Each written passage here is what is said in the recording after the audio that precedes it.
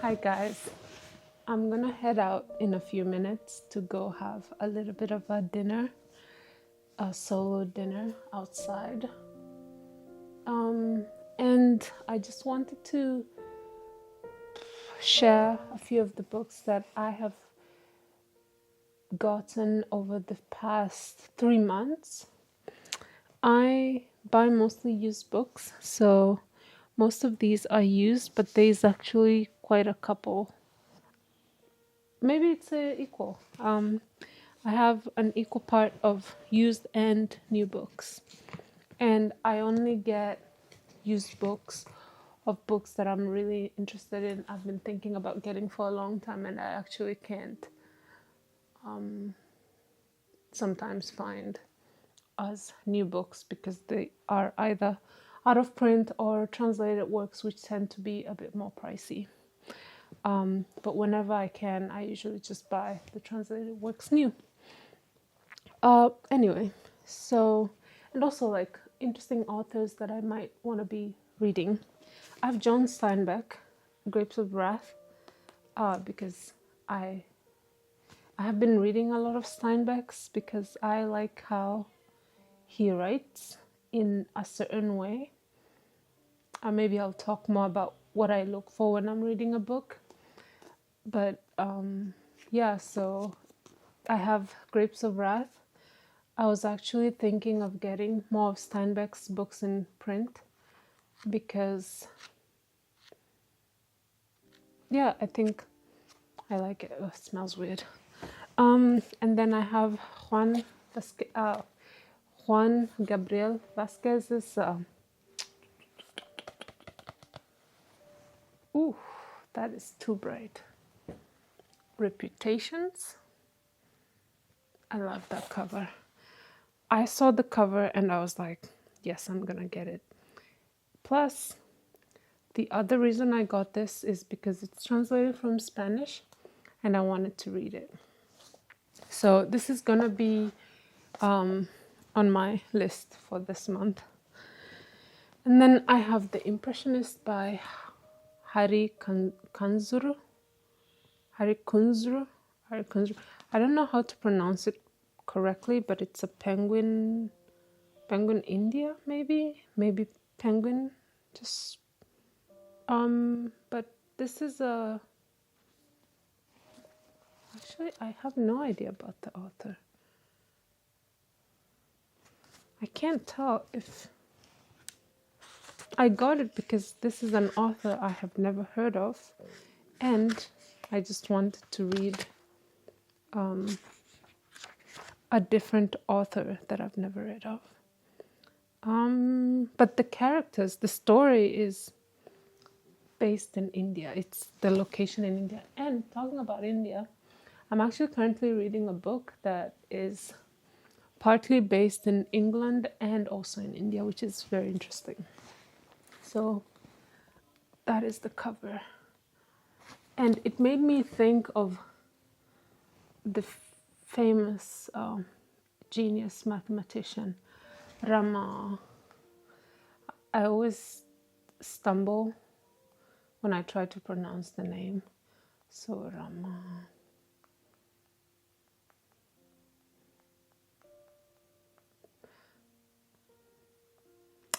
Ramanujan.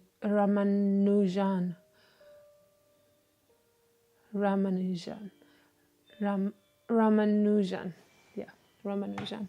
So when I saw this, let's go. I don't know how to correct this, but when I saw this image, I just thought about that image of watching Ramanujan, the movie, the film, and I was like, wow, I have to get this book. So I got it, and I have to read it, obviously. And then I have Gamel Wolseley's One Way of Love. I got it because she's a woman author. And yeah, I probably should fix my light, but... And then I also have new books, and most of them are actually nonfiction. I have Portrait of an Artist by Hugo Huerta Marin, and it's interviews and Polaroids of artists. I really like this kind of format. I'm gonna show like I don't think this is gonna work, but I have to. Maybe I'll put a picture. But I really like this format of portrait and also like there's a Polaroid photos for the artist and interviews that are here, and one of them is like Kate Blanchett, Annie Lennox, Marina Abramovic, Yoko Ono. So I'm excited to read this. I've been reading it actually.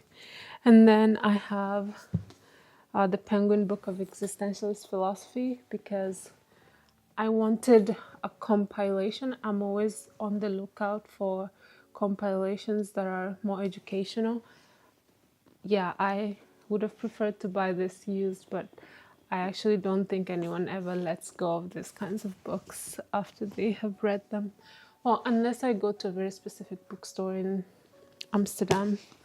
And then I have Aristotle, the Nichomachean Ethics, because I read a lot of existentialists. Most of them are actually influenced by Aristotle, Plato, and a lot of the early classical writers. Then I have Stephan Zweig, Beware of Pity, the red version. It's very pretty. I have to read this book this month. I don't know how quickly I can actually get through the list of books I have put myself to read this month, but I'm gonna try. And then I have The Years by Annie Ernax, and I got this one because I wanted to read. When I saw the book, I went in and I was like, "Wow, this is actually pretty nice." Like the way in which this is written is how I would say I write in my notebooks. So there's a sense of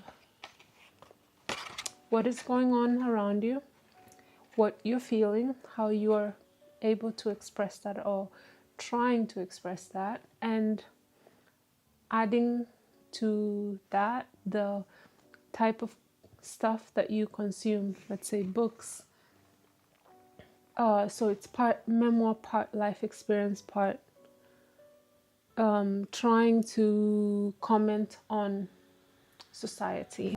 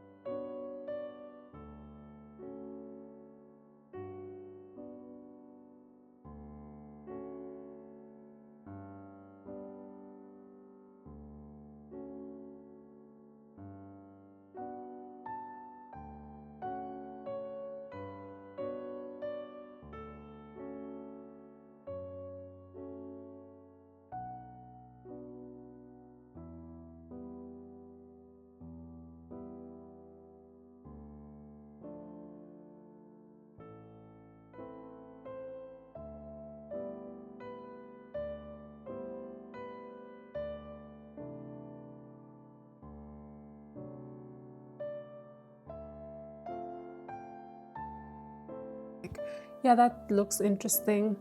And obviously, it was actually very good.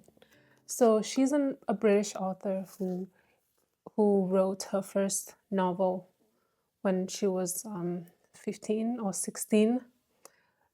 It's called The Enclosure, and she published it.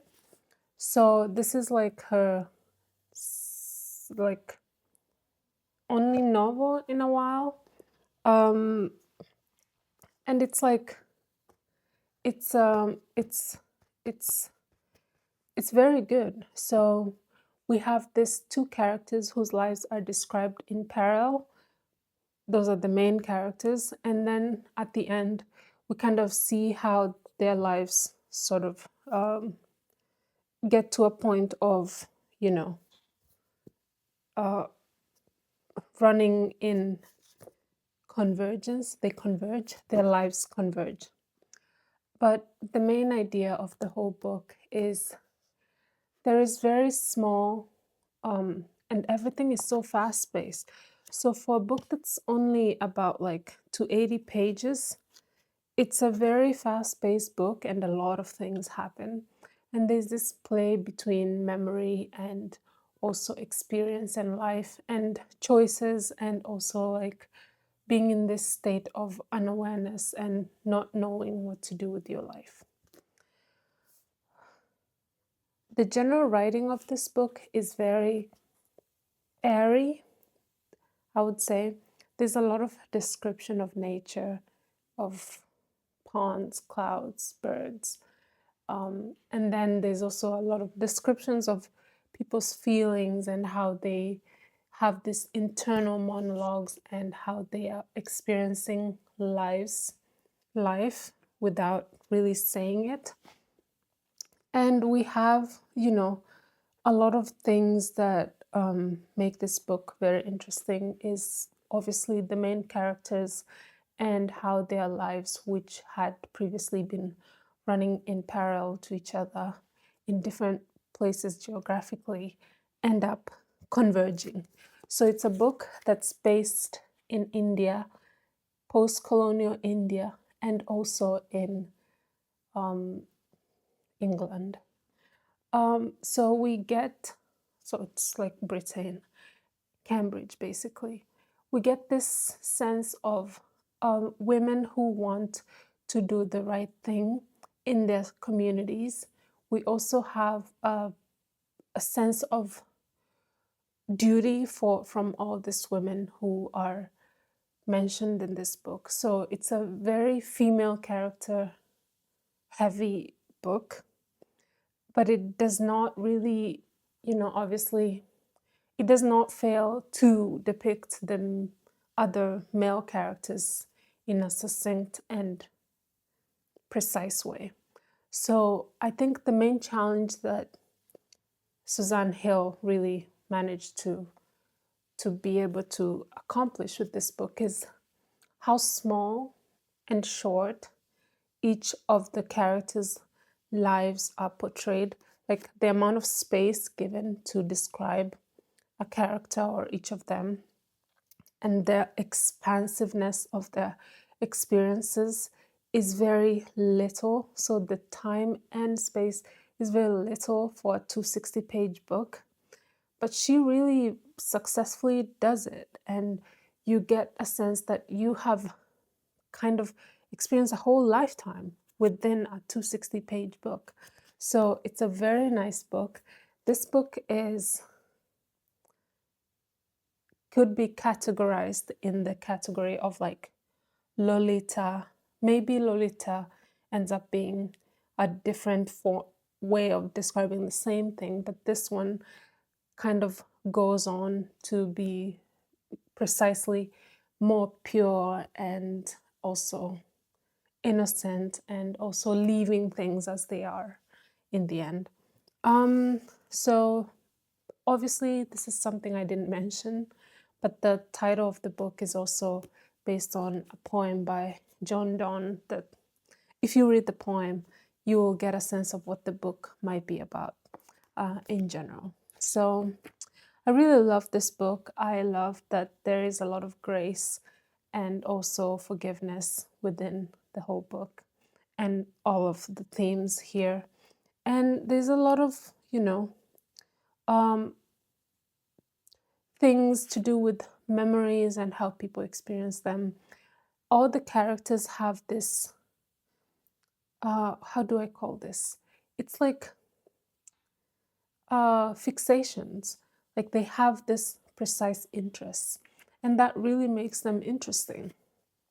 Kitty, who is the main character, the 15-year-old girl, is very interested in becoming like a scholar. So that's why she decides to move back to Cambridge and sort of get a better education. And she was getting tired of staying in India. And also, Thomas Cavendish is also fixated on like birds and really is into like watercolor paintings of these birds. And that really kind of shows how in his role as a character he has this rich internal life, like internal intellectual life, and also he has this need for the social aspect of it, but he's held back by his nature and his own like personality. There's a lot of beautiful writing in this book, obviously, and I highly recommend it if you're interested in a quick read that allows you to really see the scope of a lot of things happening very quickly within 260 pages. And at the end, maybe it's not everyone's cup of tea, but at the very end, like the last, I think, few chapters, I was like holding my breath because that's when the climax of the book happens. So this, at first, I almost DNF'd it because I had not put myself in the mental state, or it took a while to put myself in that mental state of reading a book that jumps a lot between characters, between spaces, between places. And then obviously when I got into it, loved it, loved every part of it. It's not a book for everyone, obviously, I would always say that, but it's a really good book.